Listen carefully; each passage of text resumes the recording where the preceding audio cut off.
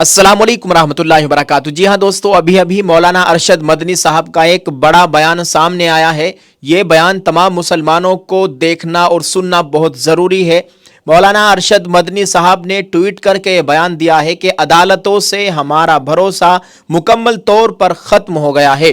बाबरी मस्जिद का फैसला भी आस्था की बुनियाद पर ही दिया गया था, इसीलिए दूसरी मसाजिद के लिए भी अदालतें यही रुख इख्तियार कर रही है। हम अपनी मस्जिदों के मामले में हरगिज खामोशी इख्तियार नहीं करेंगे, हरगिज खामोशी इख्तियार नहीं करेंगे। हमारी खामोशी को कमज़ोरी समझते हुए फ़िरका परस्तों के हौसले बुलंद हो चुके हैं और वो मुल्क में अमन व अमान और भाईचारा नहीं चाहते हैं। मौलाना सैयद अरशद मदनी सदर जमीयत उलमा हिंद ने आज ट्वीट करके ये बड़ा बयान दिया है। आज 3 फरवरी 2024 है।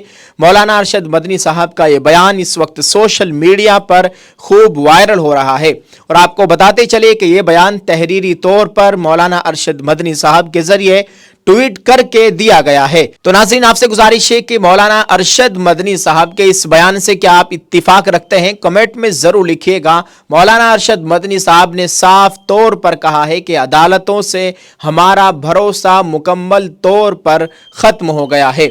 आपसे गुजारिश है कि इस वीडियो को शेयर कीजिएगा, कमेंट करके अपनी राय का इजहार करें और मौलाना अरशद मदनी के इस बयान से आप क्या राय रखते हैं कमेंट में ज़रूर लिखिएगा और दुआ फरमाए अल्लाह ताला हमारी तमाम इबादत गाहों की मुकम्मल हिफाजत फरमाए। अल्लाह ताला मुसलमानान हिंद को हौसला और हिम्मत अता फरमाए।